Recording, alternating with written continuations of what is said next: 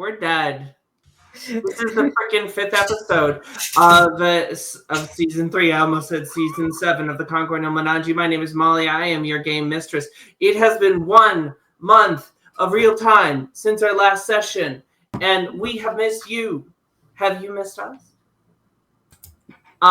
We are, speaking of people I've missed, my friend with the radiant golden hair.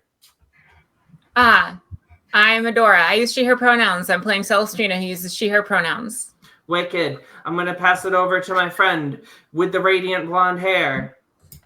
Sorry. I'm going to pass it over to my friend with the radiant golden hair. Sorry. I'm going to pass it over to my friend with the radiant golden hair. I'm confused. What's happening? I'm confused. I'm Molly. I don't have golden hair. I know. I'm sorry. I only have. Listen. I hired a writer. Everyone's like, your intros are so bad.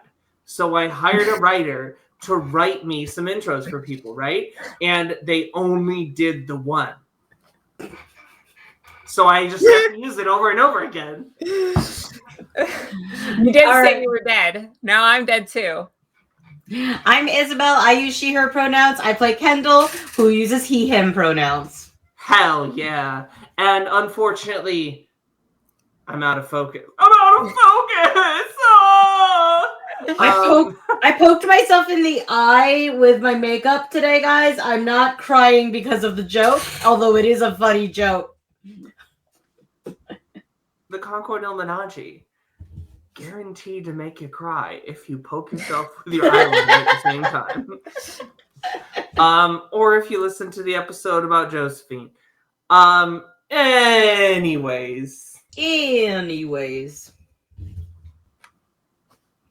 Molly opens her Google Drive real quick. It's like the humanoid face of the child manticore, of the young manticore. Manticore hatchling is what I should say. Screeches up at Bayou in a deep mechanical voice. The only way through is the darkness. The odor of this timeless sty, this manticore bureau, is Manticore. Hello, welcome to the Manticore Bureau. We're here, $5 a pound. The odor of this timeless sty in Manticore Burrow is overwhelming. The residents of the guardians of this ancient temple. Paintings abound, celebrating the accomplishments of Admoors. Admoors leading their army to war. Admoors with their close associates. The fall of the dam, the flooding of the Malgaktar lands, and the generations of leadership before Admoors' ascension to Jindom. The Manticore's voices mimicked Llewellyn and the mechanical vibrations of a voice that Kendall overheard in Llewellyn's trances. Koshid awaits the party outside, expecting gifts of knowledge from their treasured daughter. The city of Hadmoors reels from a terrorist attack on the Estipenan embassy, as a tremendous navy of inky-eyed giantkin, dragons, and humanoids surge northwards from the withering archipelago. As Bayou steps back from this creature and is like, and looks at these giant manticores, these aberrant mishmash of bestial features with a human face, they step back slowly. Their pompadour kind of bouncing with each backward step as this short halfling. You look down at them as they're stepping back. Their blue and purple robes kind of snagging along the rough tile floor of this area. And they back up and they say, well, okay, guys, I don't think the way we need to go is down there, but it's good to know that this person stole your friend's voice. Oh, yeah, that's a major clue. What could it mean? Do you actually not know? It probably means that they were here. Oh my god. Okay. Yes. Thank you, Bay. It does seem as though they were here, so that is useful. I mean, not only were they here, but these manticores are still alive, so that's another clue too. Maybe can you describe, like, now that wait, are we back? We're not in the chamber with the manticores? You're like, there was a chamber where the manticores were huddled over their child, and now they're sort of standing around it, like nesting it, keeping it warm. There was a little entryway, a vestibule, and then there was the staircase up, and y'all were on the staircase up, kind of the butterfly Josephine keeping pace alongside you. Okay, and this library, it's like a destroyed library, right? Yeah, it's trashed. So, okay, I'm going to try to, like, carefully enter. Okay. Like, non-threateningly, and go gather Josephine and the amulet and everything. The amulet? Yeah, or the talisman. My, like, Pact of the Talisman, I put it on Josephine. Oh, you're just looking to grab a pack. Okay, I understand. Yeah. Nothing new, just, like, wrapping things up. I just want to, like, non-threateningly go and get a better view of the chamber. So you see, as Bayou is sort of backing up, kind of their shaggy blonde pompadour, like quivering, almost indicating their fear. You're like, no, get the necklace, and Bayou just kind of snacks it, bends over, it's like, snatches up the necklace and hands it to you as you make your way out. Okay. Okay. But it's like, okay, what's the chamber like? Like, not like I want to go in. You want to go into the room with the manticore? Yeah, we made friends with them, so I want to see what's on the other side. Okay. Is it just like, is it obviously like a dead end? It is clearly a dead end. There is not an obvious exit. Yeah. Okay, that changes things. You forked left on your initial descent because you heard noises coming from this. That's right. Area. Well, I suppose it's interesting that they were there for that conversation. Okay, vibe check. Does it look like it's trashed from thousands of years of manticores living here, or trashed from an angry Llewellyn? That's a good point. I'd like to the smell indicates manticore is living here. Okay, cool. So either these manticores wander more throughout this area than just this room. I suppose we have a hypothesis for how the young one was hurt now. You're quite a hypothesizer. That's really cool. Do you think that Llewellyn would have taken out their anger?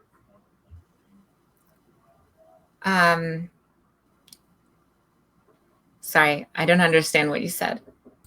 Do you think that the young one was hurt by Llewellyn in a fit of anger?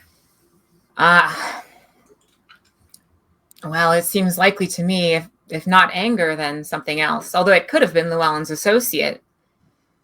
I'm assuming that we are gonna note down everything that we're hearing from them so that we can refer to it later.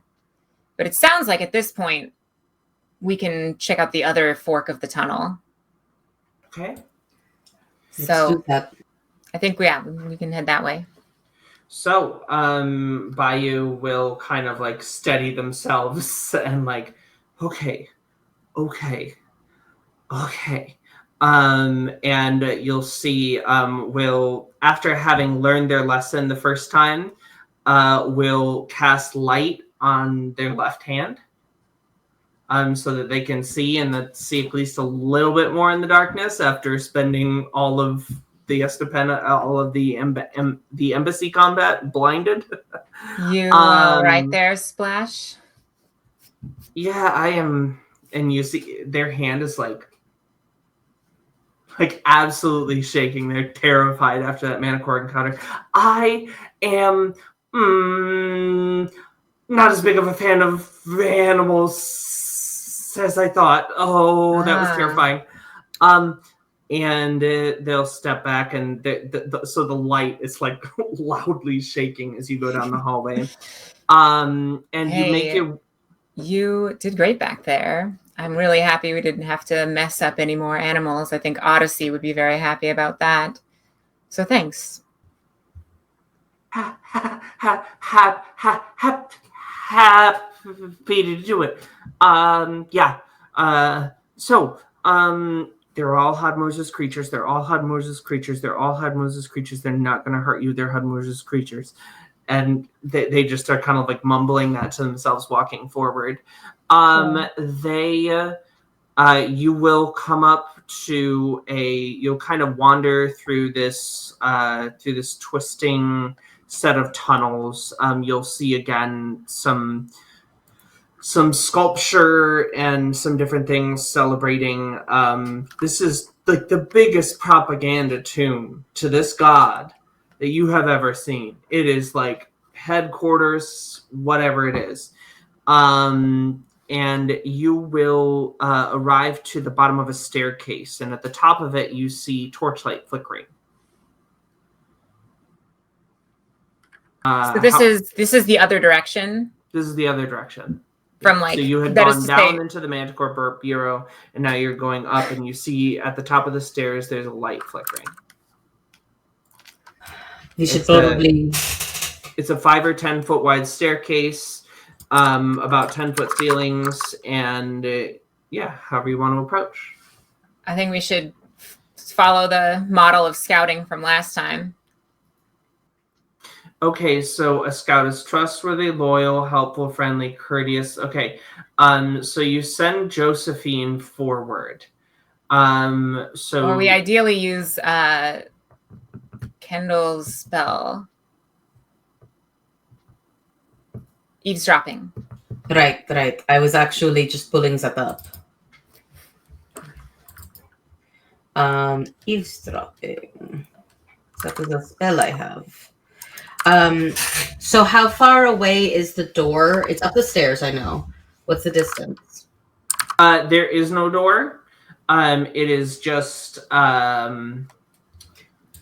it's a doorway, right? Like it curves around, and you see torchlight flickering as it kind of curves around. It's kind of flickering off of the stone walls. So then how far away is that curve? It's about 30 feet. I'll put you on the map. Sure.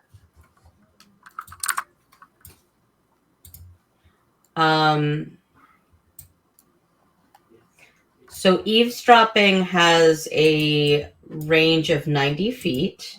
Okay. And when I cast this spell, I choose a point within range for the duration. I can see and hear as if I were at the chosen point. Okay. So I'm going to, it's about a point I can see in range. So I'm going to say, let's put it over here. Yeah, it's just kind of a peek around corners spell. Okay, great. So I'm going to quickly drag you to what you can, to show you where you can see. Okay. And what you can see from there. I'll just drag myself then. No. Oh, let me do it. If you could give me a perception check. Sure. All right. Perception check. I have a perception of +4.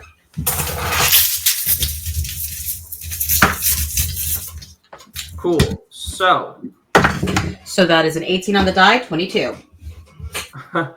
So you will see a taller half elf, half human creature kind of crouched down around a corner of the cave, and you see another edge of one of its friends hanging around the corner as well.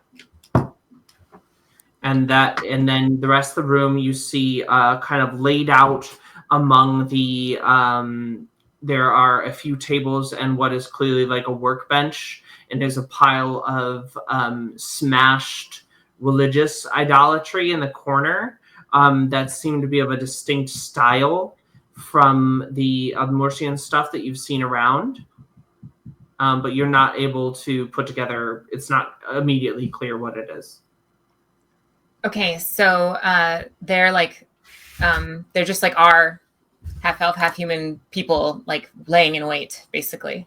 You see an ambush sitting just up around the corner. And Kendall absolutely relays all of that. Yeah.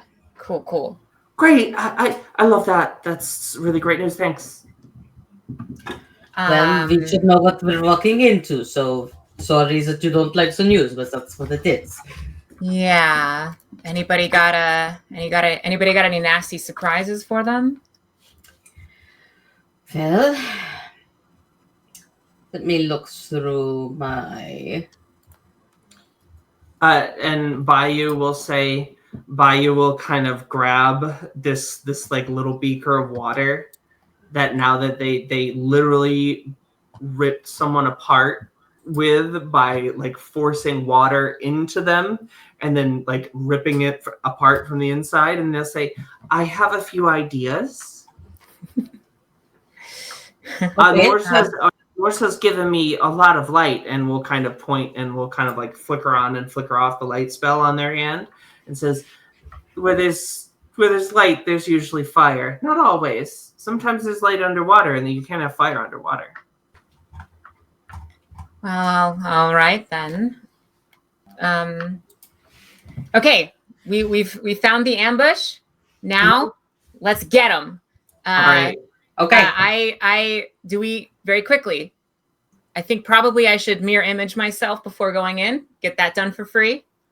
Okay. Does anybody have any buffs, that we want to get out of the way for free here? Quietly. Prep spells. Prep spells, yeah, we did it. We were careful and we found them, so we get to prep spell. Yeah, I'm trying to figure out what I want to do. I was honestly considering like turning myself into like I guess I can't see them. I guess I could see them with Josephine. I could bless. I could turn myself into Llewellyn and walk into the room and see what happens. I mean, that could be fun. Sure.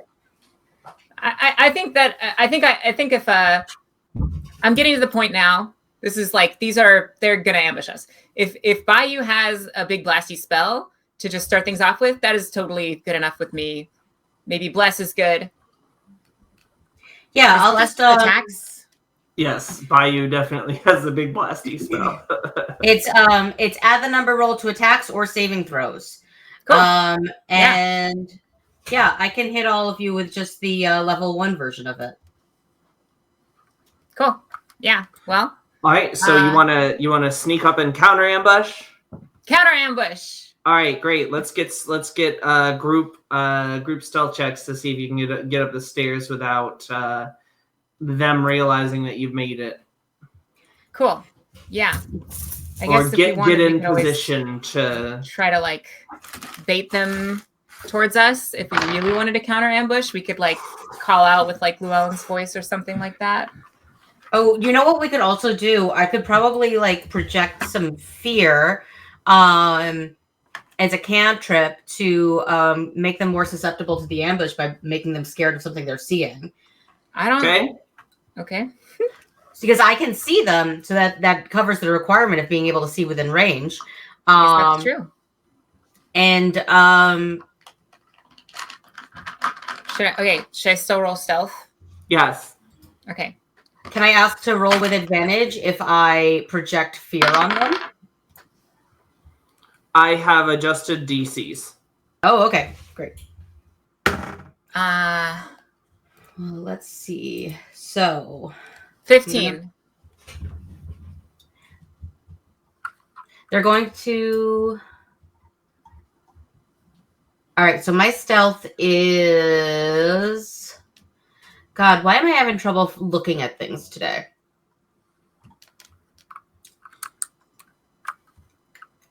I was about to my immediate instinct was to answer because as part of your suite of disabilities, you have some visual processing, but you have some visual processing problems, which I can relate to. As a very poor video gamer, I understand what it's like to data not come in quick enough. I found it. It's a 15 because it's 15 great. on the dice, and I have no ads.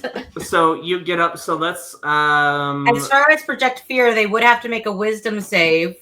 That's how it works. But right, on a flavor level, we will have that happen during the surprise round.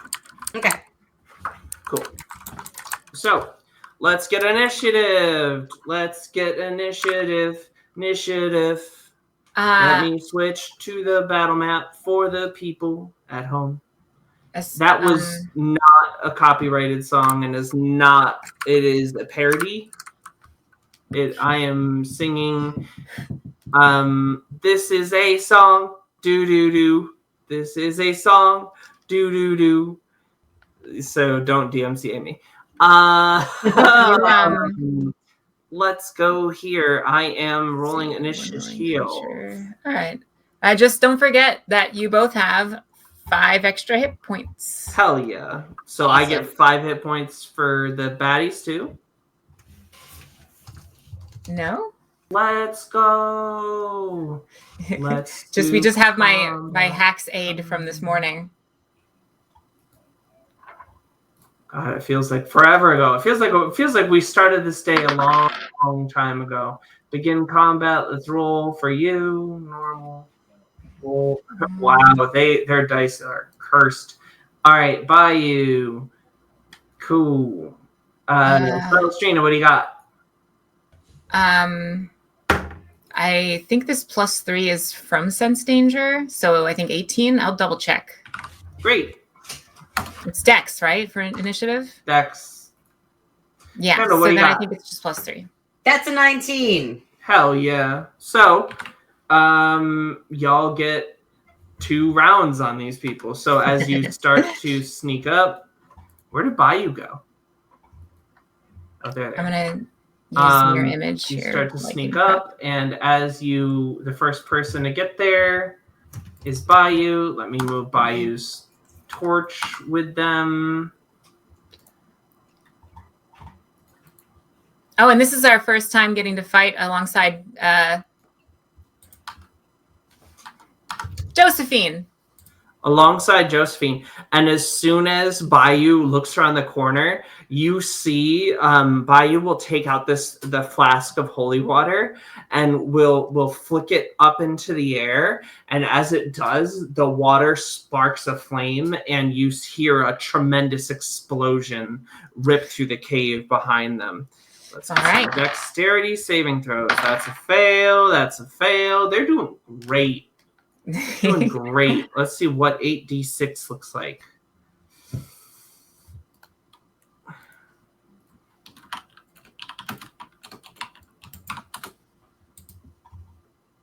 And we got 28 freaking damage. So this you hear like audible moaning as this as these two creatures are absolutely singed. Okay. So that happens, and Bayou will look back and it's like, "Did I do a good job?" And that'll be the end of their turn. Kendall, you're up next. You certainly did not do a bad job. Going to cast that project fear. Let me see. I tap into just one creature's nightmares. Just one. I'm going to move myself to where I would still be seeing from, because actually I'll just move myself there, and then I'll drop the eavesdropping. I'll tap into this guy's nightmares. Heck yeah. So you look at this half elf who's kind of just been scorched, and you're like, what could be worse than getting scorched? Oh, getting scorched and frozen at the same time. And they just see this massive elemental rip out of the earth in front of you. They have to make a wit save. They fail. Okay. And they take 1d4 psychic damage. You can roll that d4 for me if you'd like. Oh, you are such a generous person. It's a max ammo. Is that Max ammo. Ooh. It's a max ammo. It's 2d4 because you're level 6, Gorge. Oh, thank you much for reminding me. I heard Adora start to say it, so that's why it came to my mind. then I didn't remember.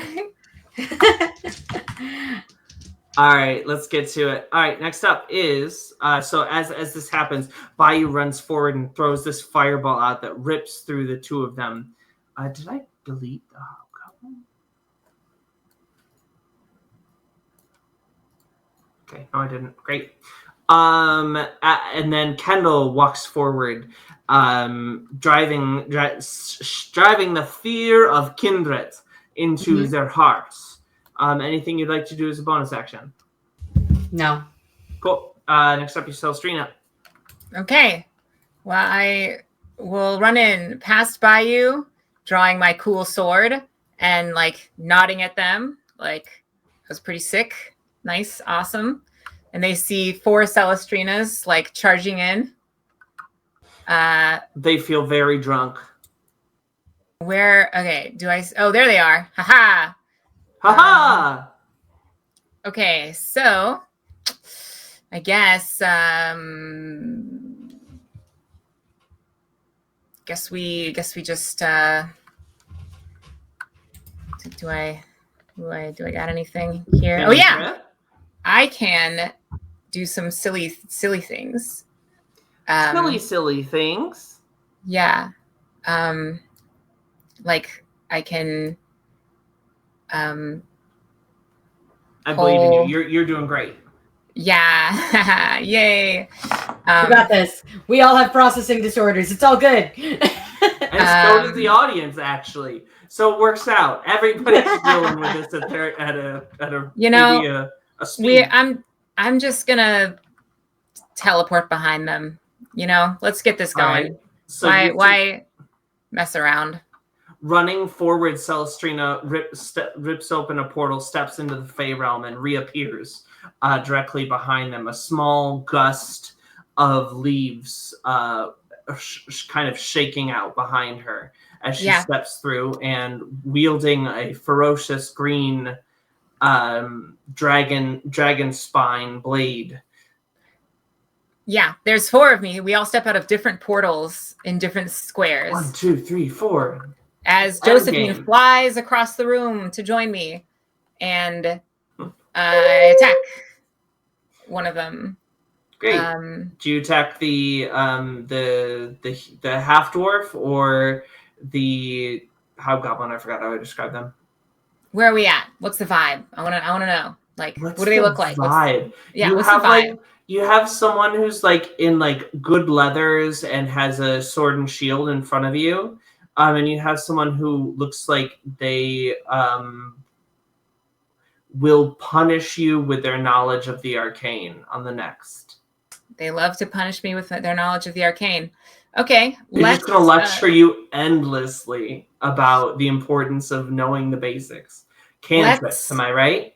Let's confuse the arcane one with Josephine and use Booming Blade with advantage. With help, with the whole thing. Great. Josephine is faster than me, so she doesn't need to teleport.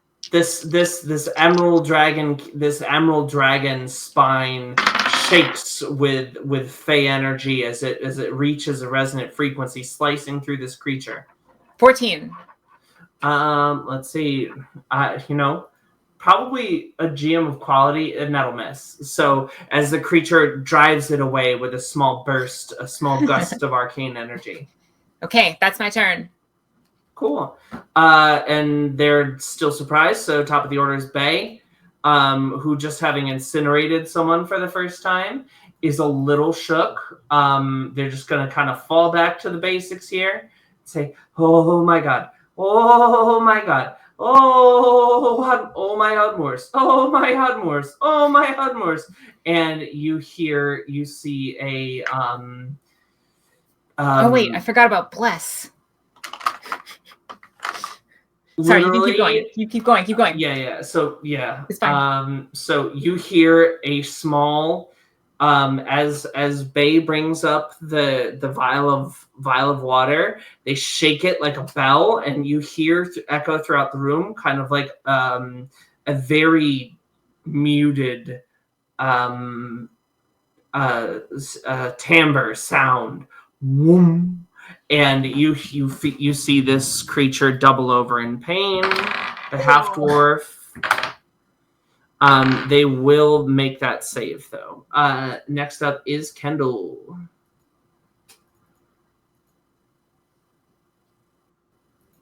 You Kendall, are you're muted muted. if you're talking.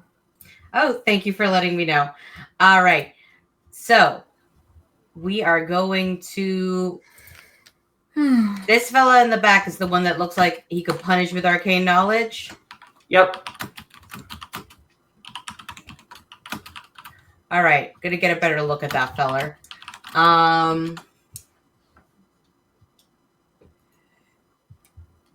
And how do they look damage wise? Burned. Okay. I'm going to say the smell now, after 6 seconds after this fireball consumed them, the smell of burnt flesh and hair has filled this room to a point where it's astonishing.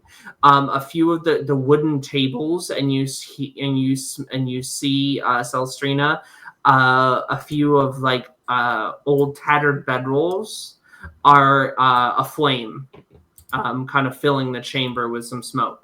So you're kind of getting a little bit of light obscurement as this is happening. Okay. Going to upcast Imaginary Hole, and it will target both of them.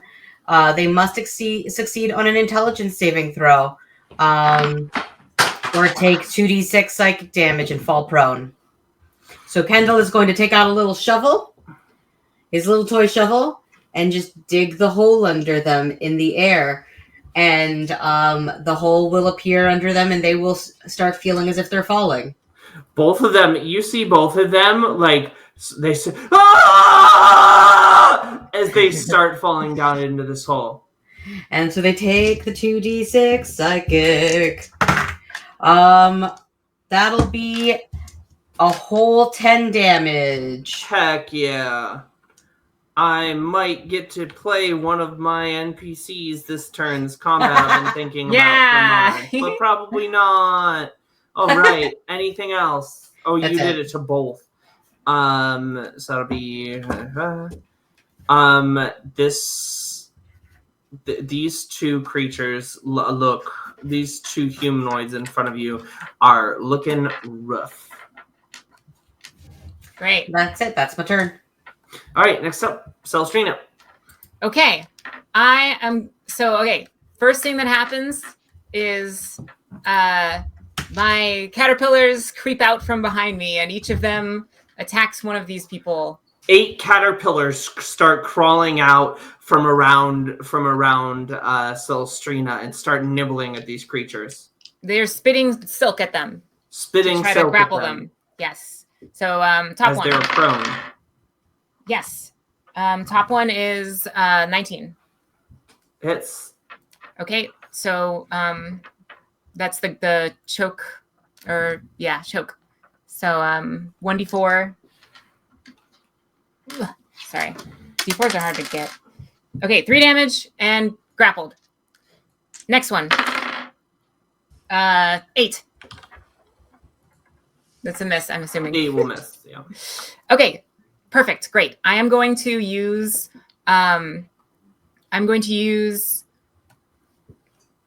my pull, my mark on the spellcaster. Okay. So they don't need to move. They can stay where they are. But now moving away from me is difficult terrain. Maybe I'll drag them across the ground like a couple feet, like just to position them for the next like caterpillar or something, or just like actually wait. I'll describe it. Let me move my attack first. I'm gonna booming blade again. Or okay. Let's do a illusory thing. Advantage because they're prone. Yeah, booming blade. Okay, 19. Yeah, that'll hit. Okay, sick. So I'll figure out the damage in a second, but Celestrina walks out of appears out of the portal, and then, yeah, as you said, 8 caterpillars crawl out from the different mirror images and start like spitting silk in different directions. These two, they don't know which one to look at, so one of them gets hit, but the other one is used to mirror images a little bit and, arcane stuff. So they're able to just barely dodge all of the silk, even like rolling on the ground because they're both prone because they fell into holes. You see a shadowy, like oil slick hand reach out from her. So like Celestrina notices that the more warrior looking one is starting to get caught up in the silk. So she looks at the other one, sends out a hand, drags them toward her within the same square, but drags them towards her, and like her sword starts, like, it looks like it's got like a heat shimmer, but it's like regular, like it's like boom, boom, boom, and she goes and hits with booming blade. So that's, and the blade go boom. The blade go boom, and now we'll do damage, but we can. I'm done after that. Fuck yeah, that's wicked. Roll me damage. It needs nothing further. I'm trying to find d8s. Word? I don't have a d8. This is a d8, right? Nope. This is a d6. This is a d8. Okay, I found a d8. Okay, so booming blade bonus damage is 2d8, right? Or is it 1d8 now? At your level, it's 1d8. 1d8 and then 2d8 if they move. 2d8. Yeah. So ladies and gentlemen, please make sure to check in on your local dice gremlin. They may know where all their d6s are, but do they know where they're? It's 8:52 p.m. Do you know where your d8s are? Make sure you check in on your local dice gremlin. That bag of dice that might have spilled across the floor. They might have fallen and given themselves a big bonk on the head. And we all know how big bonks on the head work out. We've all seen that movie, haven't we? How many dice gremlins must suffer the bonk before you will step up and check in on your local dice gremlin? Do the right thing. Call today. It's a heck of a PCP, It is also a heck of a PCP. So they take 21 damage. Split roughly evenly between thunder damage and slashing damage and whatever the one is from my sword, like maybe acid or something. Psychic, yeah, psychic damage.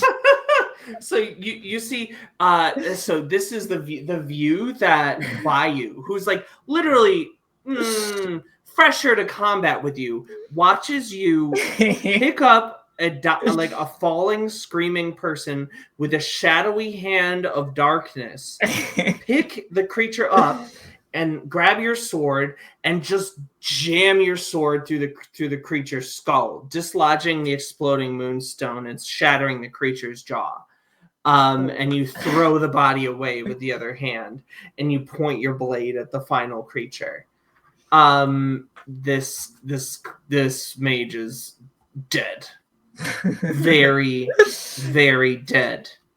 You love a good cantrip. The other one is sitting there, like you can see the fear behind their eyes. Yeah, but it's you, so it's not just a cantrip. All right. And so now, kind of standing up from, they're restrained or grappled? They are grappled. They can move.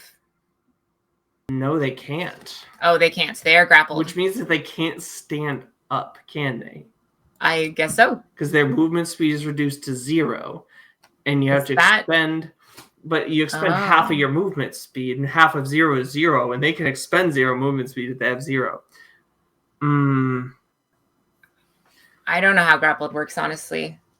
Because restrained makes your movement 0. All right, so here's what we're gonna do. Okay. I am going to have them lash out, trying to break your shins as they see you pulling up their friend to kill them. Okay, roll your mirror image die. I guess the first die is 11. Okay, that's definitely gonna not work, right? If you have 3 duplicates, yeah. Okay, I changed the attack's target to a duplicate.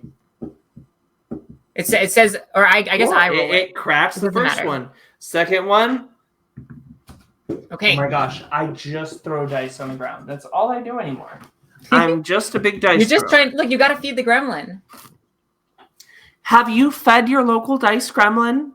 Listen, these lesbians are spending so much money on dice, they can barely afford the basic Cliff Bars and ramen noodles they need to survive. Donate a vegetable to a lesbian in need. They can't afford it. The next one, the next attack is a 25. Okay, but okay. So I'll roll my mirror image die then. The mirror image die is a 19. Sorry. Okay, cool. Then now I that's get to above. attack. Well, okay. So normally I roll the die. It says with 2 duplicates, you must roll an 8 or higher to change the duplicate. So I'm assuming we just use your die. So a 19 is high enough that I get to have them not get to hit me. Okay. All right. Okay. So this man, as he's falling, looks around and he still sees the 4 copies of this fey creature in front of him. Can I describe something? Go ahead.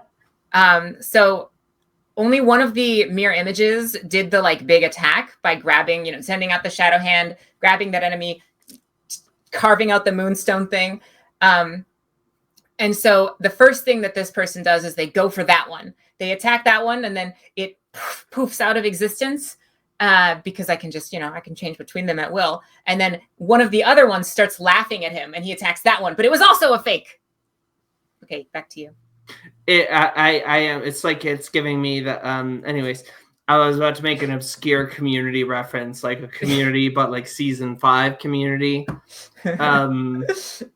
where it's like, yeah, somebody might get that, but they're just gonna be like, oh yeah, that one.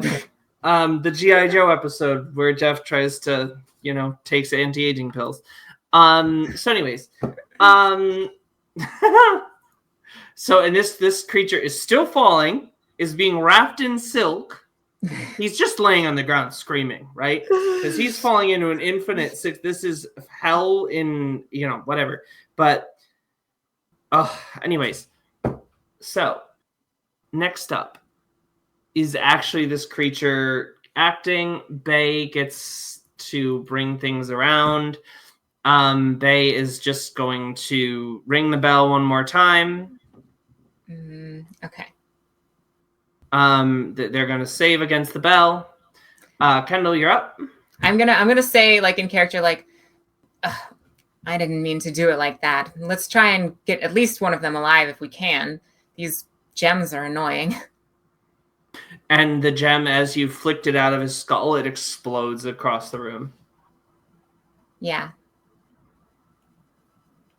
So now it's Kendall's turn. Isabel, you are muted. Okay, so now it's Kendall's turn. So one is dead, and one we don't want to die? At least Celestrina doesn't want them to die. Well, all right then. More is always good. Well, we'll just cast a cantrip then. Pulling out a string, cutting some scissors, giving that person a vision of what could be his final moments. By giving him a deadly premonition.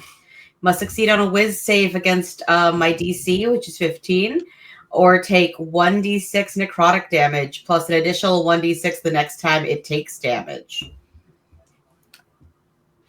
Before the end of their turn. Before the end of their turn, yes. And also, actually, it's 2d6 Does a 15 meet your DC? It meets. So it beats. Okay, so meet a beat. So he kind of he sees his end wrapping around him, and he's like, no, I won't, no. Anything as a bonus action? No. Okay, Celestrina. Oh, I guess you have your spell, your sleepy guys. your dream motes for next time. Dream motes like emotes. That's great. I do have my. Oh yes, that is. I believe that was a thaumaturge spell, so my dream mode should have gone off. Well, not from the cantrip, but you have them from before, from when you cast Imaginary Hole at second. Will you up Imaginary Hole? Do you want to use your? You have one mode. Neuromancer?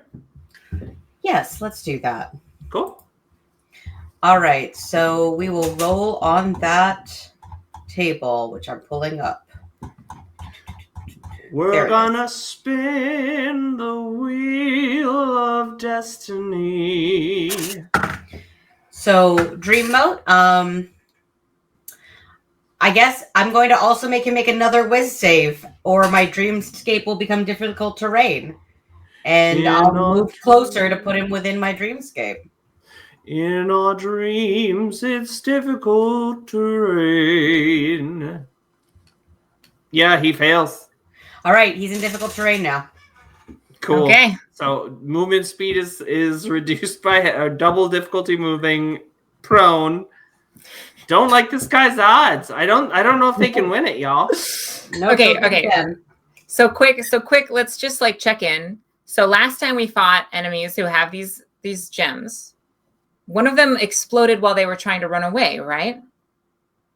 No. Bay's I thought they cyanide fireball caught them and then they exploded. So they exploded like after they died. Only. Yes. Okay.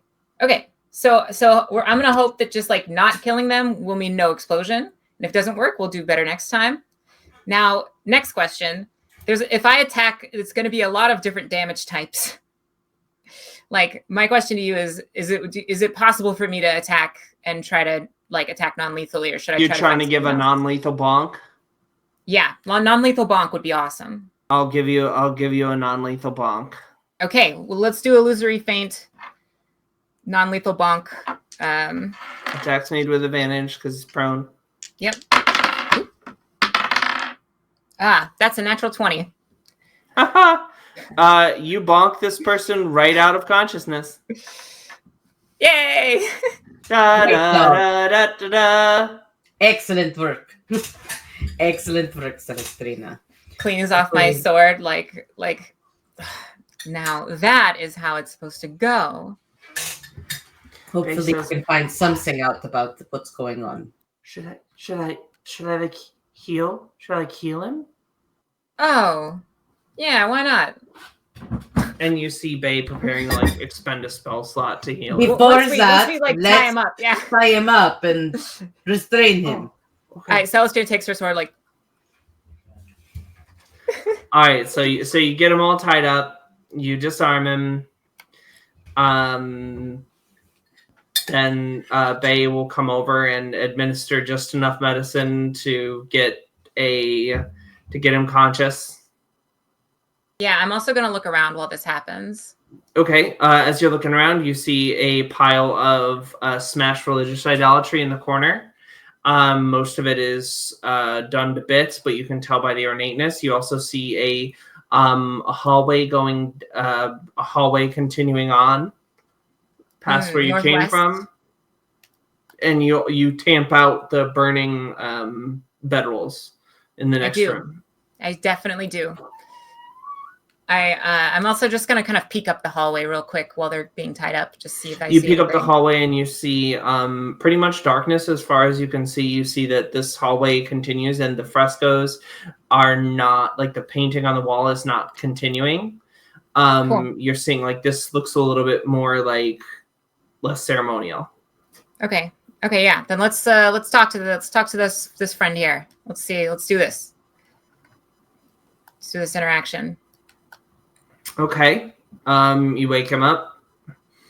This half dwarf, half human looks at you and says, "Kill me." Oh, I should have done this differently. That's okay. Why? I'm not talking to you. And he spits at you. We know who you are. Well, if you don't want to talk to us, what do you want to do? Oh, I think that's pretty clear. Well, let's let him put it into his own words. Sure. All right. And you see him like he's starting to try to like bash his.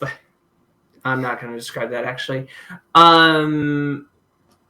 Let's. That's cool. I'm gonna guess. I'll try casting command. Let's see what happens. Okay.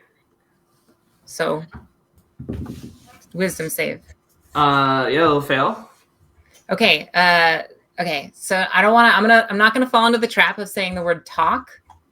You know, that's how you waste a spell, folks at home. What is the word that we want?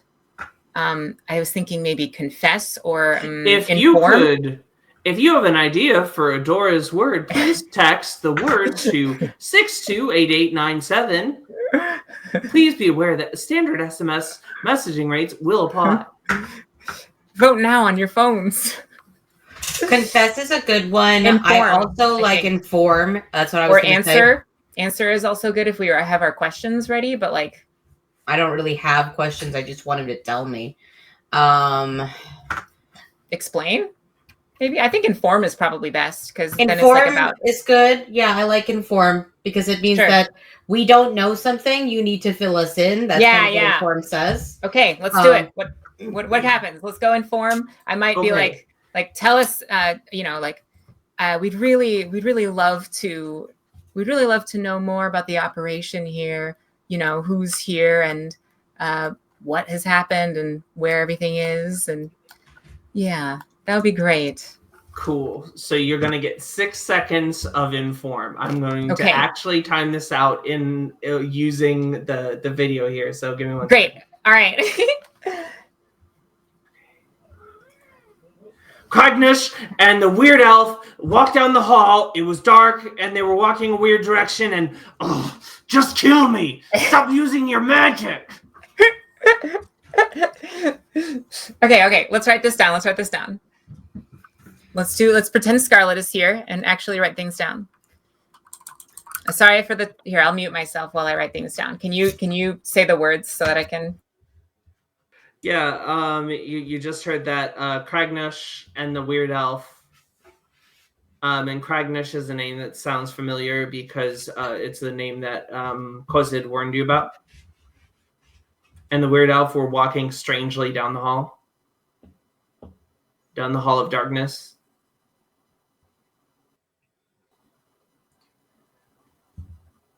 Okay. And where does that lead? To your fucking death. Oh, that's interesting. So, I guess you don't mind if you come along with us then, right? What's that? He's asking for death anyway, right? Exactly, yeah. Let's go together. I want to see his reaction to this. Also, is his right pronouns for this person? Yeah. Okay, yeah, I want to see his reaction. To what? To being brought along? Yes, to being brought along. If you don't kill me, they will. I will have glory. The void is calling me. Okay. That doesn't sound like anything you don't want, so you will come with us. So okay, at this point, I would like to propose we take a second here to gather ourselves before we move on. I wanted to ask you, I have an ability to look into what has happened in a spot for the last 24 hours. Do you think that this happens within 24 hours and that this would be a good spot to do it at? It's a 3rd level spell. I think it's very possible. I mean, we learned about Odyssey yesterday, right? So, my question is for you, Celestrina. It's not exactly easy to do this all the time. So, should I do it here, or should we find a spot where maybe something more significant has happened? Because it is entirely geographically located, and if I pick a spot where nothing really significant happened and he just walked through, that's all I'll see. I think that probably they just walked through. So unless it'll be really useful for us to know the habits of these two, then maybe you're right. This isn't the place. That's why I've been holding on to it. I've been waiting for a very significant location. Yeah. Well, okay. I think we should take a short rest. That certainly, as a warlock, I am very into short rests. Okay. We can take a breather. We don't need, to heal or anything, but I just like having spell slots. So you're going to sit around and he's going to say, he will taunt you. I'm knocking him out. The entire time. Okay? He's back out. Because here's the thing. While he's unconscious and we are resting, I will talk about my alternative plan with everyone. So if we really think that this one has some spicy info to dish, here's what we could do. You two hide. I disguise myself as Llewellyn and come back in here and start setting him free and talking to him, and I can see if we can get more information out of him. He'll be still very weak, so I'm not too concerned about him turning on us. That, or we can just move on. At this point, I believe it is crucial that we find out what is going on and we stop Llewellyn. So if you think that is something that will help, this person is begging for death. It's not like we're going to be doing anything worse to him after this. Does Bay have an opinion? Bay will advocate for the path of least violence fairly consistently. So I guess this idea is the path of more violence, because we'd have to knock him back out again after. I just think that we might have gotten he doesn't really want to talk to us. Doesn't really seem like he knew much. You said inform, and he started talking about people walking weird. Yeah. Doesn't sound like somebody who's super informed. Just saying. I'm just concerned since Khushid warned us about Kragnush. I'm concerned about what lies at the end of this dark tunnel. So that is really all I want to know. I want to know what's at the end of this dark tunnel. Is it simply a room that they might have ended up in? Is it an entrance to something? Is it some kind of travel? I'm just trying to figure out where we're going and if it's something we should be prepared for. Honestly, that might during even be this hard short rest, can we make an investigation check? Sure. Oh, just kind of, yeah. All right. Good thing I have a decent investigation. That's an 8 on the die, so 15. Wow. Okay. So, with a 15, you are able to put together the shape of you're able to put together some fragments of pottery, and you can tell most of these seem to come back to a figure in a swamp. There seems to be a bunch of different shapes that it takes, but the consistent thing is it's kind of hunched in a swamp, and that is what you're able to consistently get out of this. And there's a runic language that is that you recognize as an ancient derivative of common, but it's not something that's familiar to you. Okay. I'm gonna show this to Celestrina and to Bay. And Bayou sees garbage. Bayou just sees just broken pots. It's those are really weird pots. Yeah. Oh yeah. Can you remind us? Spending a lot of time with those. Was our general conclusion last time that that the two of us are able to read it and no one else is, or that? Yeah. Okay, cool. So we are the special ones for some reason. It looks like a figure from a swamp, or in a swamp, hunched over. Oh yeah, describing it to Bay to see if they know anything. They're the religious scholar here. They Is this ringing a bell to anyone? they will. I could roll. They will. So they'll say, there are a lot of swamps in the land of the dead, Jin. But if you could just let me know when you're going to talk about this, so I can not be here. As they're holding their head, and like you hear them as you're kind of like openly discussing this figure, their head starts to pound. Are you all right, Bay? What is going on? Yeah, you're using your damn magic. You're saying whatever you're talking about again. Just stop. Just don't say that. Don't say it, please. Just like talk about it everywhere, other places, like at a bar or at the Plain Snake. Like, just not here. I can see that this is part of the same spell from before. Is there something obscuring it to the point of pain? So we should probably be careful when and where we talk about it. Do you think it has something to do with the holes in the weave? Remember when we first started out in this adventure, there were places of disorientation that I told you about. I believe I've mentioned it.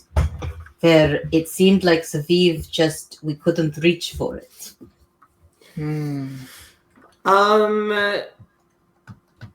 Whether this you don't have any of the hydrophobic sensation that everyone in the city of Admurs that you spoke to and showed it to that had the same reaction of not being able to perceive it. There's something else. It doesn't have to do anything. You don't think it's Hirja's stuff. I'm going to relay that I don't think it's. I do not think this has anything to do with Hirja. Does it give me the impression that it's older? I could roll something about it, a history or a religion. I have to give you it's kind of like insight is kind of what you're feeling around for, right? It's just like, can I sort of can I put some things together? So if you give me an insight, it's a pretty high DC, but I'll give you an insight roll. I'll roll insight as well if that's relevant for me. I feel like I have lots of weird arcane knowledge that might be relevant to this. So I know about the Fae and everything, but if you... Well, that's going to be a 19. You're not putting anything together? You're not really sure about time frame or nature of the magic yet? This is separate from here, so I don't know if it's older or just different. It's separate. Which is a little disturbing, considering that we thought that Hirja was the main issue we were working with. To be honest, I've never had this happen before, and that you come around and these people come around and are saying words that hurt my head. I don't know. Well, we're not trying to hurt your head. We're just trying to understand what is happening. Wait, you're saying your head is still hurting? Even though we stopped talking about the specific things we're seeing? No, but it's just you know how you get a halo afterwards, a headache sometimes? Ever had that happen? Anyways, Aren't you a it doesn't healer? matter. And Bay is just sort of is going to dial back the dramatics, but no, they are not currently in pain. So, can you remember the name of my friend from the hut at the beginning of the season? Aaron or something? Yes. Okay. Aaron always used to tell me spells that prevent people from accessing information, they have a catch. What do you figure the catch is? Well, every time we talk about something that's relevant, Bai's head hurts. That means we have a way to detect what is and isn't relevant. True. True. Bayou essentially becomes a A relevancy relevancy. detector. Yes. Exactly. Well, Bayo, I'm sorry to tell you this, but I don't think we will be stopping telling you all about this. I'm so happy to be your canary in the coal mines. This is great. Of course, this doesn't help us unless we know the right things to check. And so far, all of the stuff we know about from Hirja and all of those folks doesn't seem to be triggering it. Right, it seems entirely separate from it, so it has to. It has to be things that don't have to do with. There's so much more at work than we had realized. Have I we think been we able to... need to go down that hallway and figure out where they went to and what they may have left behind. Yeah. Have we figured out yet? Have we figured out is this the first thing that we've found that Bayou can't see properly in this place? Yes. Okay, cool. Well, then we don't have a lot of extra clues. And you two are sure you want to just go down the tunnel? No trying to get extra information from this one first? I don't know what extra information we're going to get from him. I don't mind dragging him along, but... Well, We can just immobilize him. It's just a pretty scary tunnel. So my inclination is to get as much information about it as possible before going in. Yeah, to look, avoid... I have light spells. This is my thing. Like, we'll just walk down the tunnel. I'll hold your hand if you need it. It'll be good. I promise. All right. Hadmors is walking with us. Like, I don't think you understand. Hadmors is here with us now. I suppose if Hadmurs is anywhere, he's here. There. All right, let's do this. We're gonna go down the hallway. All right. As you continue, you walk down this hallway, and it twists around to the right. It twists around to the left. You go up and down a couple sets of stairs, and you arrive to a hall. And at this oh my gosh, what is it called? The arch, the entryway. Along the top, it says "Speak, friend, and enter." Melon. You will see the thing that Molly is scrolling in her document to find.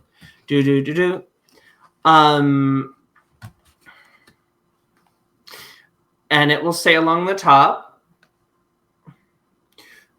no witnesses can enter or escape this darkness.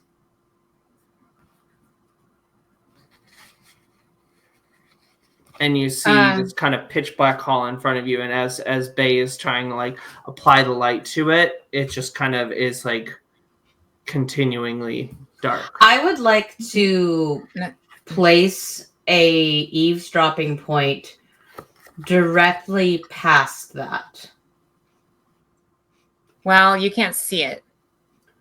Can't see into the dark. I can see that there is a. Can I say like a foot past it? You just see this darkness.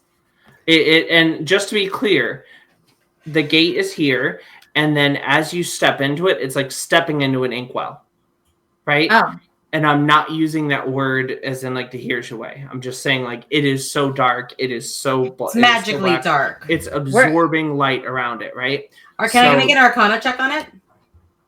Sure. See if this is magic darkness. We have dark vision, so this is like serious magic darkness happening. Yeah. So that is a 23 Arcana. So you're getting that this is a blend of illusion and abjuration magic designed to prevent someone to enter it without complying with a specific means of entering the next space. Okay, I am going to say, well, not to go canary mode again, but can you read that? No witness. Yes. Yes. Okay. Well, that's interesting. And does Bay also get stuck if they try to go in? Yeah. Okay. You All just they walk straight in, and it's just darkness. They walk for a while, they walk back. You just keep walking for 10 minutes. It's just the darkness, and you walk back a minute. We left that guy we tied up back in that room, right? Yep. No, I want. Oh, okay. Or whatever, you have him with you. I was gonna bring him. Okay, caterpillars. He's kicking your shins the entire time. Well, he's still unconscious. Oh, okay. Remember, I knocked him back out. Push him in? There's a unconscious body in the darkness, just like the Daniel Radcliffe movie. Nothing changes. Can you please tell me the words again, and I want to write them down and analyze them. No witnesses shall enter or escape this darkness. I'm going to cast retrocognition where we stand. Because if there's something that we are supposed to be doing. What? Isabel said, no puzzles allowed. It's fine. Creative, like, this is creative problem solving. It's still fine. It's like, if there's something we're supposed to flip and do, I don't know the password. I want to know. I want to watch somebody using the password. Out of character. Let me propose we give this 5 minutes. Okay. And then we do retrocognition if we can't figure it out. All right, you want to give it a second? Okay. Yeah, okay. I think that might be fun. All right, so fun either way. Give us this word puzzle one more time. Okay, so is it actually preventing us from going, or is it just dark? You can continue walking if you walk. You can walk for a minute. You can walk for 10 minutes. It stays dark, and then you come out. It's probably about a 20-foot hallway, so you can walk eternally forward, but you don't go anywhere. And that's, can I, like, it's if like I close my eyes and walk in, is it the same? If you close your eyes and you walk in, you walk and you walk and you walk, and Kendall and Bayou will no longer see Celestina. Celestina, can you hear?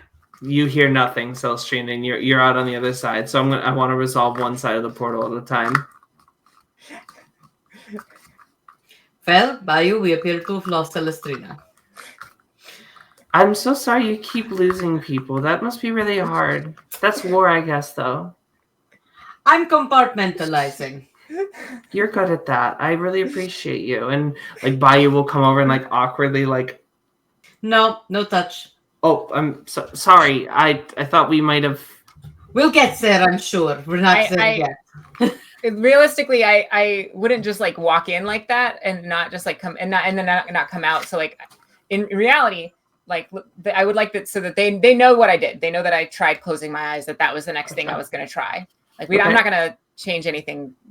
They should know that that's what. No, we understand what happens, but now we can't see you or talk to you. So great, perfect. Okay, as long as we're on the same page, continue. Yeah. Great. So you close your eyes and you walk back through, and you're there. You're there with your friends. Oh, okay, great. So I'm back. Celestina reappears. Look, sorry. Sorry to you on your loss. I retract my apologies and back pat. Sorry, we had like a weird moment where I tried to give him a back pat and he wasn't okay with it, and I apologized. Nothing against Bayou. Just do not fans that right now. Seems like someone has a low opinion of my self-preservation abilities. Hardly. Well, what did you find out? I guess at this point, what did I see on the other side? You saw a hallway, and you felt a kind of thrumming in the weave. Well, it seems like I was able to successfully get through just by keeping my eyes closed. So, it seems safe enough. Shall we? Who goes through first? Kendall would like to take out a rope and tie us to each other. Okay. Smart. Just like loop around the waist, a little, like a couple of feet, then a loop around the waist and a couple of feet. And then a loop around, like it's attached to the ropes on the person who's unconscious being carried by caterpillars. So it's the 4 of us, actually. Okay. And then I guess Celestrina leads the way. So Celestrina closes her eyes and walks through, and you continue dragging this body forward into the darkness for a minute. And you're like, Celestrina! Hello? We're walking in the dark, on and on we walk. So yeah, what happens? That. It's not working, is what you're saying, or like? You get through, but your friends don't come through behind you. Oh. And so what's up with the rope? The rope falls to the ground in the darkness as you step through to the other side. So it falls off of her? Yes. Kendall stops when the rope goes slack, Okay. and then pulls it back and turns to Bayou and go, well, this is concerning. Yes.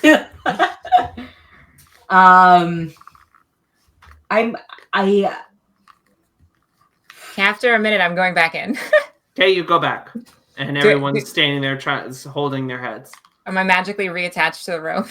No. Okay. Well, I grab it. All right. Well, maybe it's not as simple as I thought.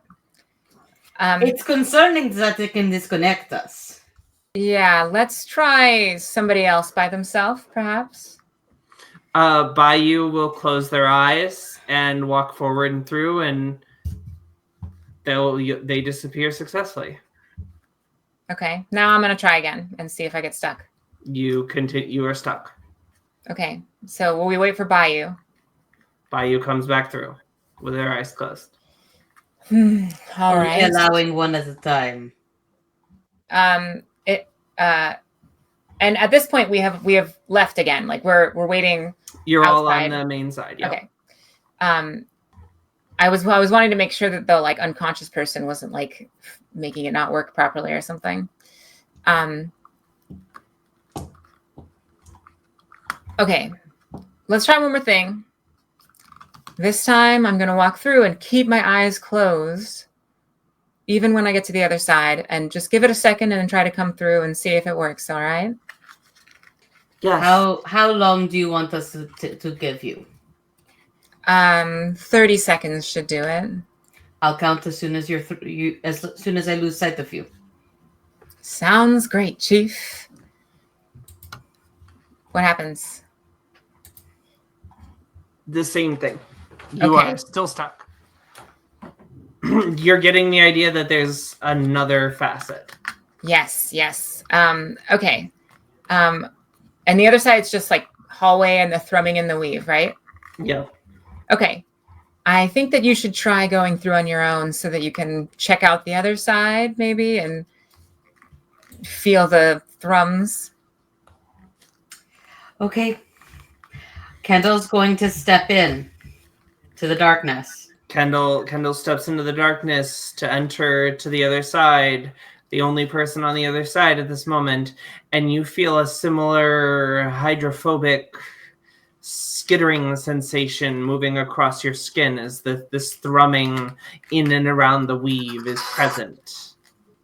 It is a tremendous arcane force coming from down the hall. I think Kendall has an immediate instinct to back out of this and finds himself fighting it for the sake of knowledge, for the sake of knowing what's happening. And I think Kendall is going to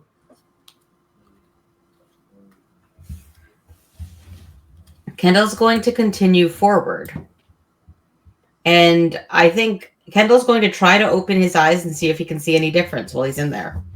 Yeah, so as you walk forward, You come to a bend in the hallway.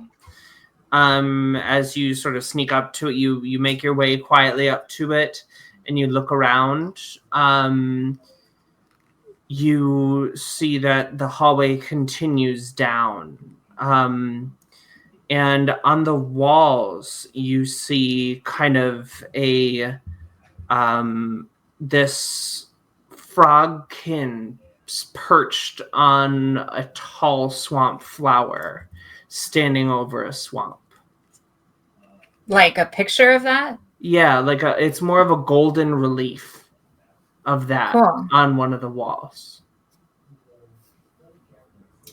Um, And as you look down the hall, you're kind of quietly suppressing your breath, and you hear a mumbled incantation in a deep voice.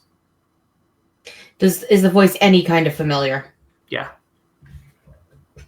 How familiar is it? Josephine. What? Hey, find familiar. Oh yeah, How familiar familiar. is it? It is. It has a similar grinding pattern that you are used to, that you have heard before. A grinding mechanical pattern. Okay. From the Manticores. The person who was with Llewellyn. Going to step back towards my friends, and relay what I have seen and heard. And then I'm going to say, I would like to. It also rings another bell. What's the other bell? As you're sitting there and you hear this, you're remembering the night in a Tun-O when you walked in on good old Captain Earby and Srivnar, the Fell, in the mine. In the mine. Yeah. Right, the one who was talking to Srivnar through the eye. Going to, before I go back then, I am going to... That's just a year and a half ago that happened. No big. That's the same voice is what is ringing the spell. Say again? It's just one voice. This feels similar to those two things. I'm going to discern hauntings. And open, and Kendall's going to open his senses up to any undead, or any undead on the ethereal plane, just to open his senses a little bit further to try to see what's going on. You feel a swirling of sand stolen from Kindred's wheel. Okay. Tremendous swirling of these little granules that should be moving through the wheel and powering the mechanics of reincarnation. And yet they are here swirling in this morass, in this hallway, with this golden relief of a frog person standing on a lily. They're swirling around this relief? Nope, this is just kind of the senses that you have going on. You're seeing this relief, you're hearing the incantation, you're smelling old cavern, ancient papyrus, like old books. You also smell something you're familiar with. Okay, would you say that the voice... How far away does the voice sound? Probably like 100 yards, like 300 or 400 feet away.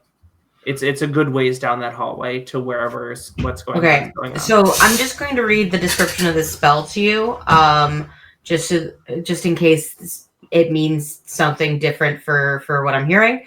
For the duration, you open your senses to the restless dead within 60 feet of you. Within that area, you know if there are undead, you can see invisible undead, you can see undead in the ethereal plane. In addition, you can understand and be understood by any undead that knows at least one language.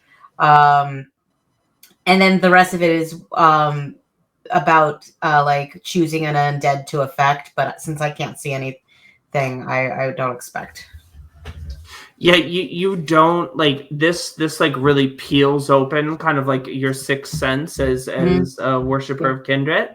Yeah. And you do feel this like the ability to like pluck a granule of sand and inspect an individual. There's not like you don't understand anything that you're feeling as like a ghast or a ghost or as like there's a mummy. Just see the normal like energy of kindred around, or is there like more?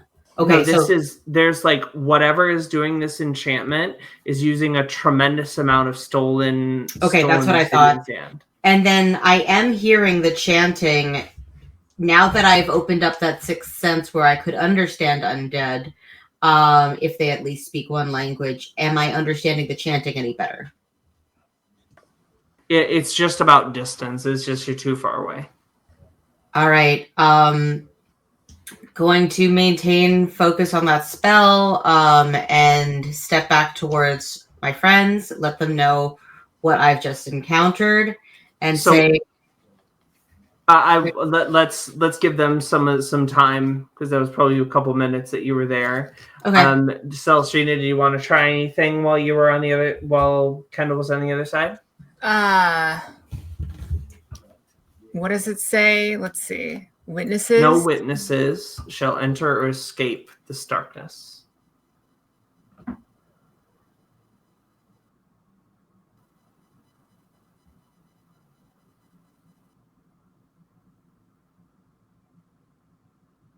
No, I don't have any ideas. Okay.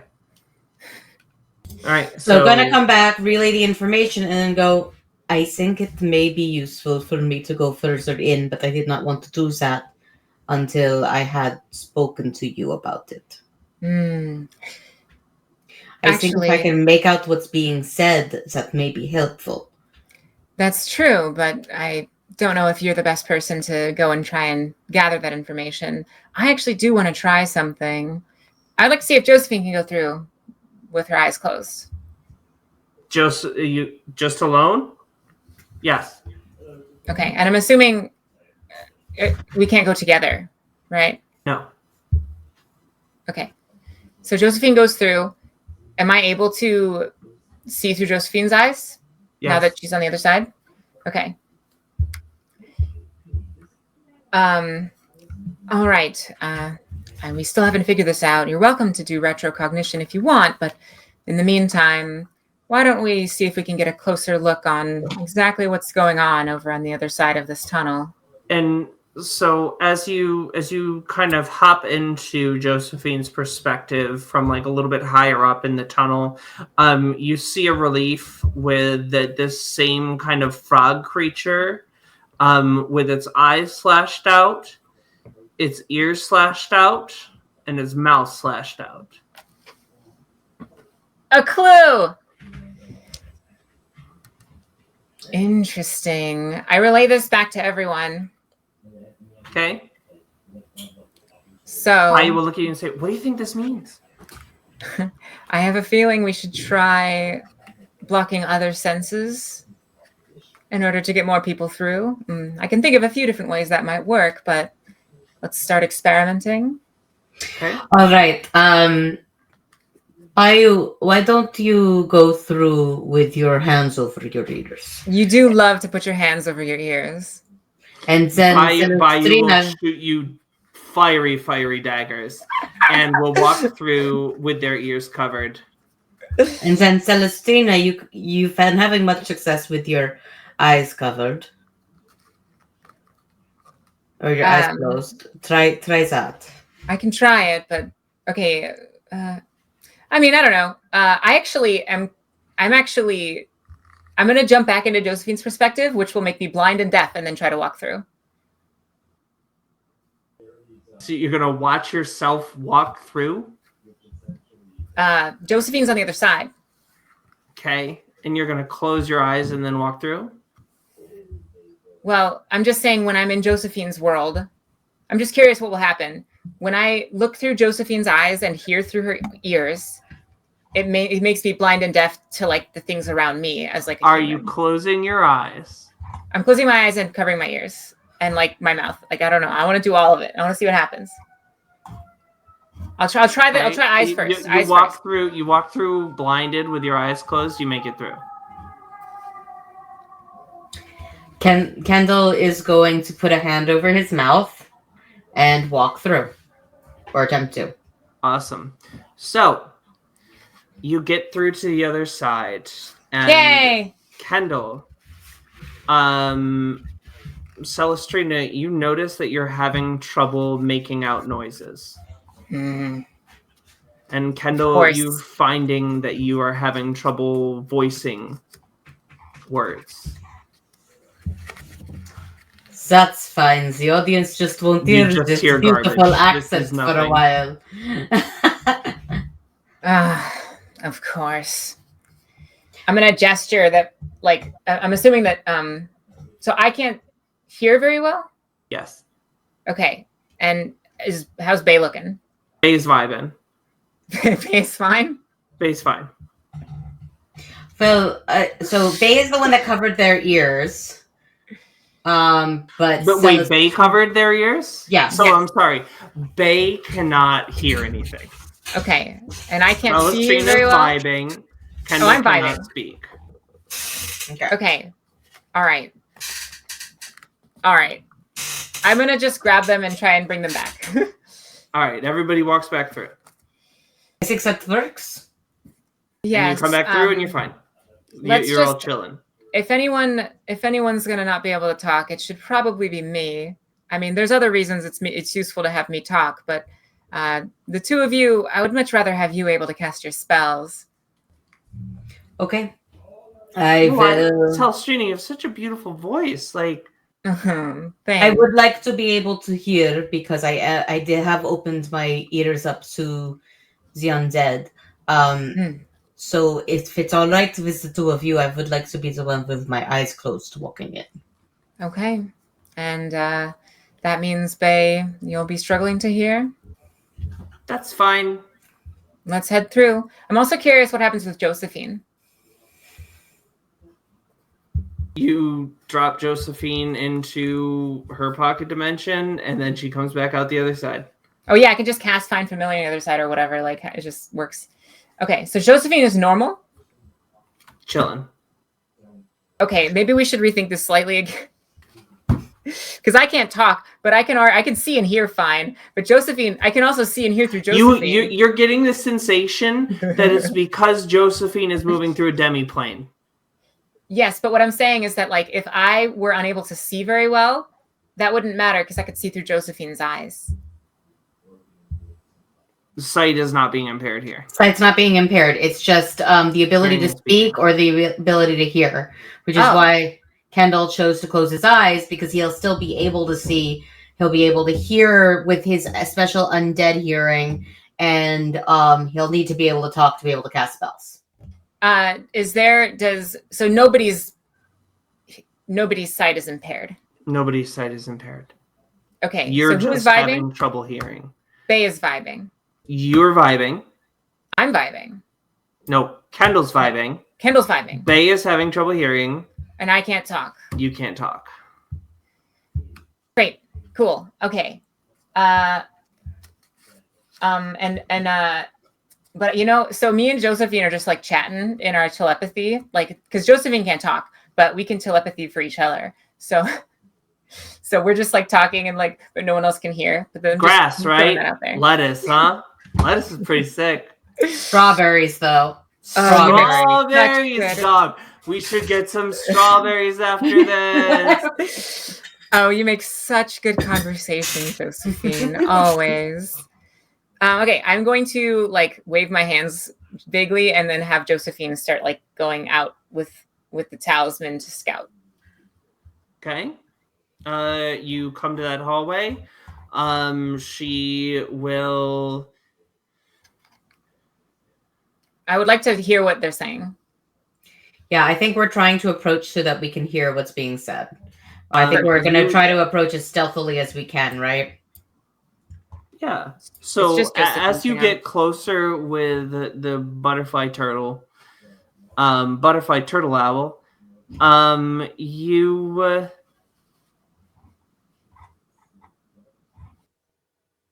see you'll be able to tell that a teleport, like there is an incantation of a conjuration magic going on.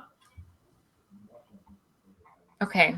Okay. And I also recognize the voices and stuff. You do not recognize the voice. It's just a So low... it's an incantation of conjuration magic. They're trying to Yep. conjure I'll write something. this down. They're trying to conjure something. Past that, I'm not really... Can I tell, listening with my special undead discern hauntings, can I tell what they're trying to conjure? Make an Arcana check. You got it, boss. Can I also? Thanks, Chief. That's gonna be a 21, boss.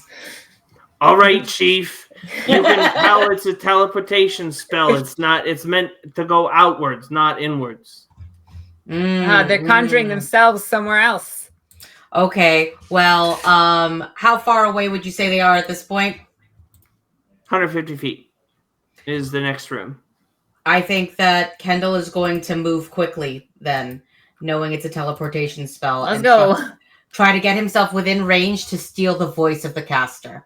I'll grab my talisman back. Which is a 60-foot range, so he's gonna make haste, he's gonna beat feet, get over there.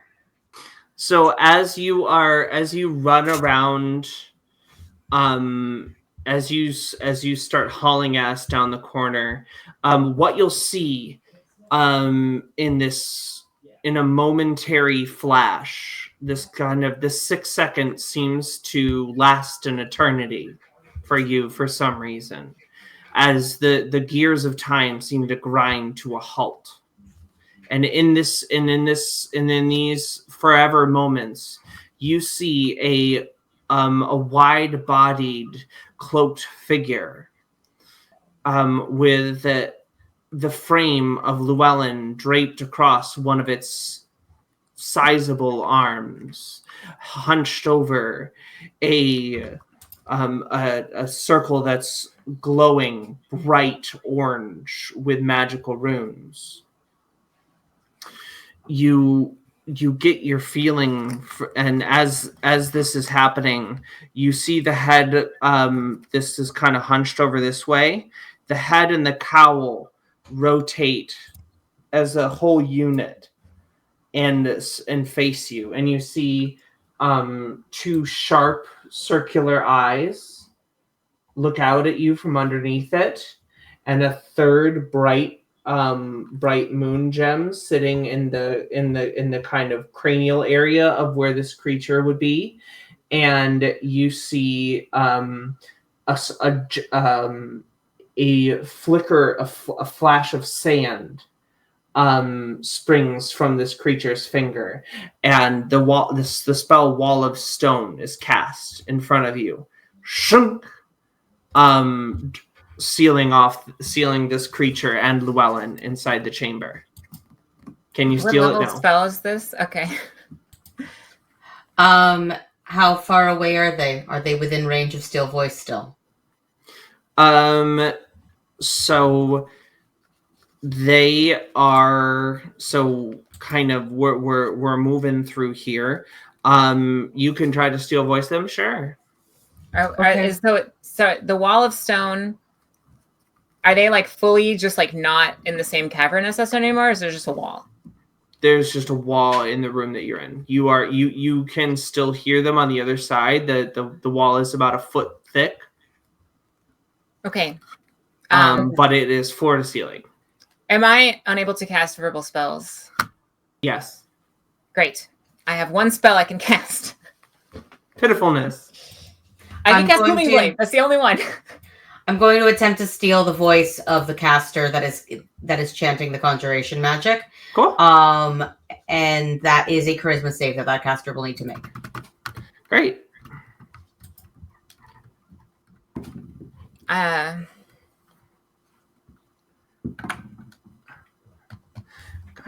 cock.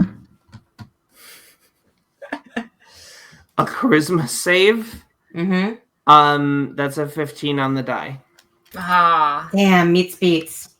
So reach out for that voice to try to take it, and it just slips through my fingers. And you feel this, but as you get into it, as you kind of reach into this creature's corporeal form to try to like grab the essence of its voice from it, where you would normally feel like the vibration of a vocal cords that you would mute and take, you see the grinding of two alchemically infused plates rubbing together.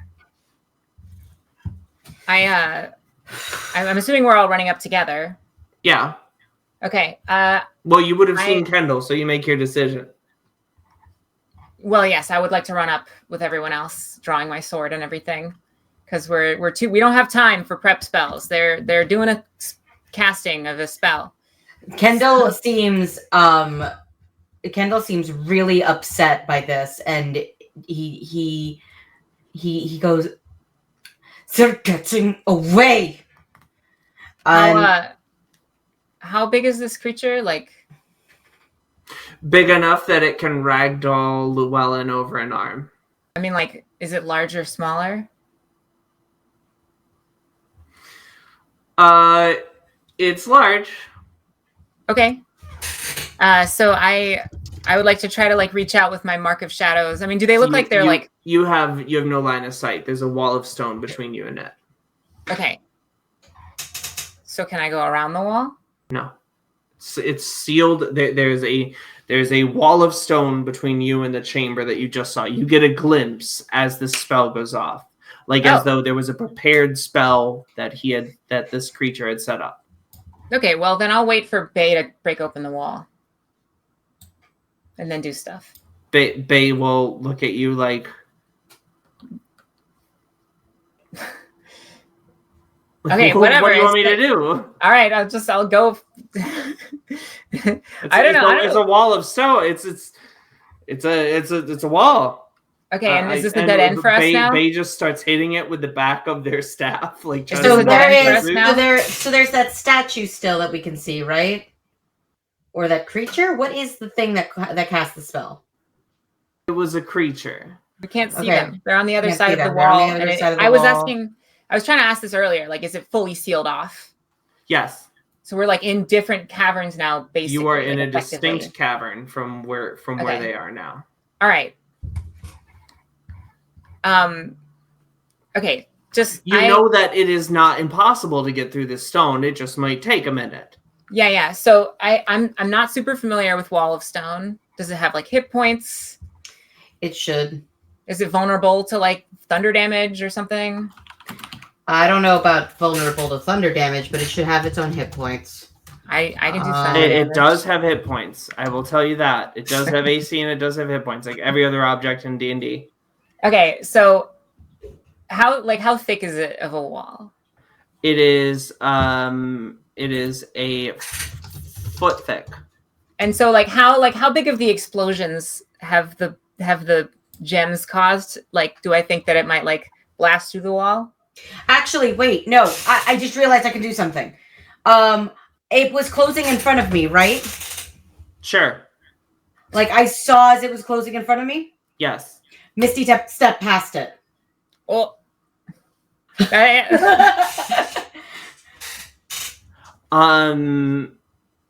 Have fun over there. I think Kendall's desperate. I think like Kendall's desperate to let them get away. And if this is what like all of y'all have Misty stepped around Kendall so much. It's the first time he's Misty stepped ever. So as this is happening and as you see this spell coming up, I'm going to have you make a dexterity check, just straight up to see if you can act this will be initiative for all intents and purposes. Sure.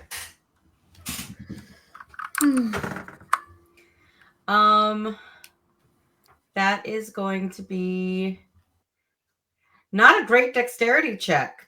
That's going to be an 11.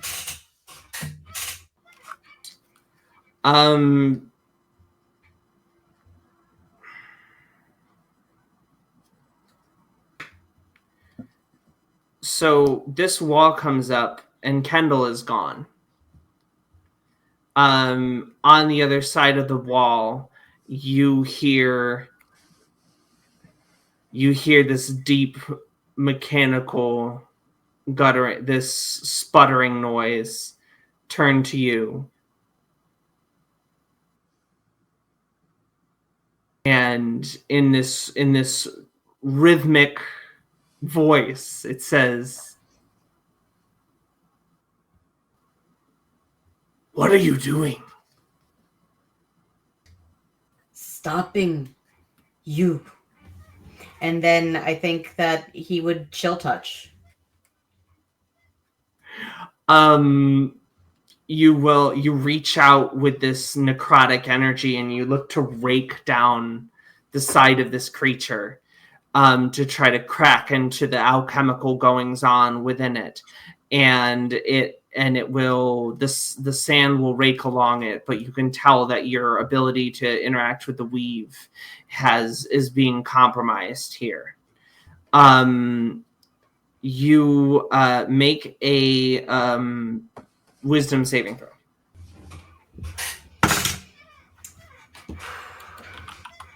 That is going to be a 19.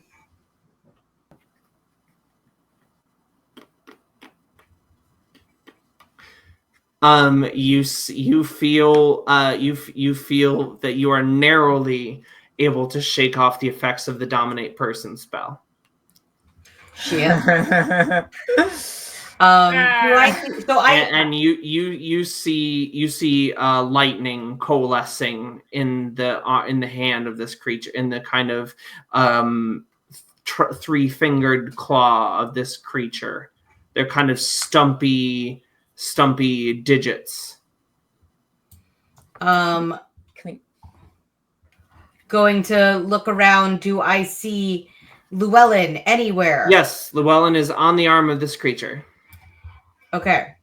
Is this a good time to flash back to the other side of the wall as we are breaking through or attempting to? Yeah, sure. Make an attack against the wall. Well, I was asking about the gems. Like, do I think that the explosion that the gems are making would like be good against walls? The explosion typically beats wall. Force damage is often good against walls. Okay, then I'm just gonna throw the person against the wall. Or like, I guess what I'm realistically doing, which is kind of dark, is I take their head and I bash them just directly so that the gem is like right there as they die. All right.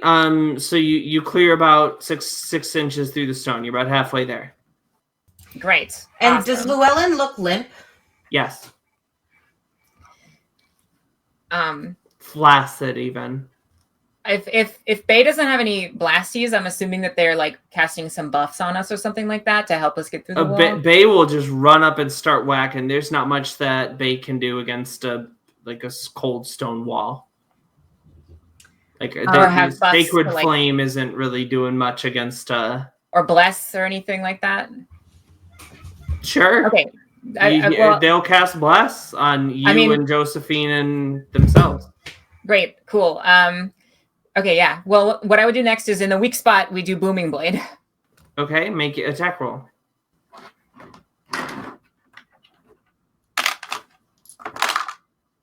Um, 27. That'll hit. Okay, I'm assuming the wall does not take psychic damage? It does not take psychic damage. Okay.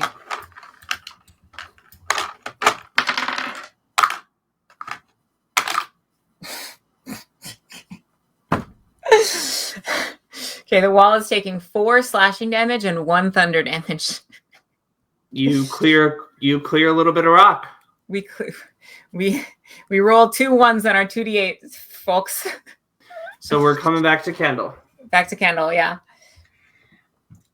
Going to attempt to cast Carry a Net on the limp form of Llewellyn. Wait, can you do that? I thought it was a reaction. It is a reaction when they die, but I fucking love it so much that the creature immediately dies if it is not already dead. What? All right. So you see Llewellyn. So you see Kendall reach out. You reach out and wrap your icy hand around Llewellyn's consciousness. And I think as the verbal component of this, you probably hear this since you've broken some stone, and he's going to say, "I'm so sorry, Llewellyn," and reach out for it. Okay. You have Llewellyn's limp corpse stands up as though it is being manipulated by its by a series of puppet strings. And going to attack the creature with Llewellyn. Okay. You see Llewellyn reaches into the weave and wraps shadow magic around his knuckles and attempts to crack this creature open. And you see that the lightning kind of fade from this creature's hand as it reaches out, and it kind of grabs Llewellyn's hand, and they're holding it in place.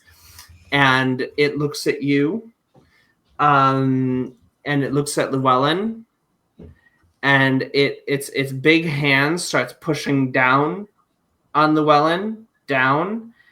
And is like Llewellyn is in this kind of like crunched hutch, and you can see it's kind of interfering with the weave strings that you have woven around the creature. Mm-hmm. And it looks at you.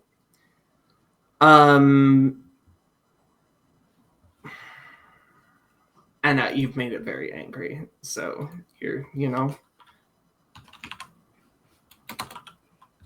I need you to make a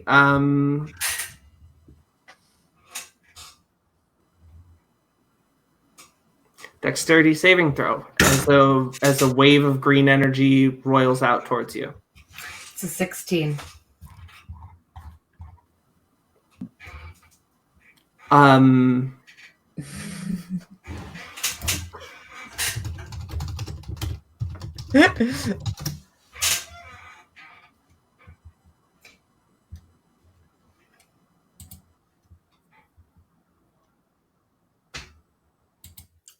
Am I dying, Molly? I didn't expect to, but I think that Kendall's desperate as fuck, and I think I'm playing that. I think Odyssey has been killed. As far as he's concerned, Llewellyn was lost from the moment that thing took over Llewellyn. And he just finished it for him.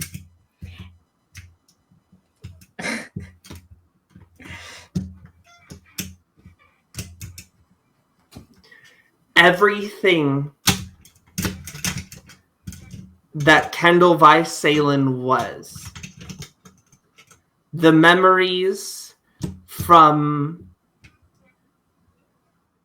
the first time he strode into the towers of Aithiani and joined the Silver Spear, to the realization that the living dead could be used to serve his purposes,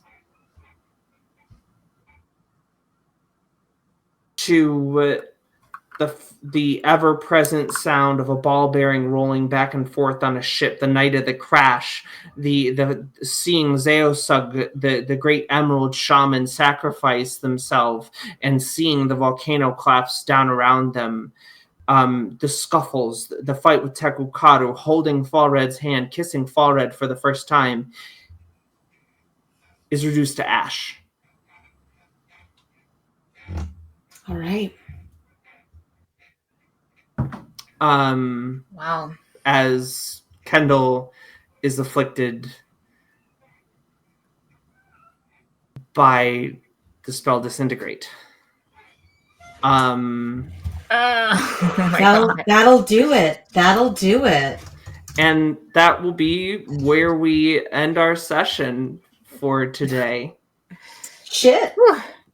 All right. And we'll pick up next week. Yeah, I guess we will. Okie doke. All right. Thank you so much for stopping by on this surprisingly short episode of the Concord. My name is Molly. Thank you from Molly. Thank you from Scarlett. Thank you from Adora. Thank you from Isabel.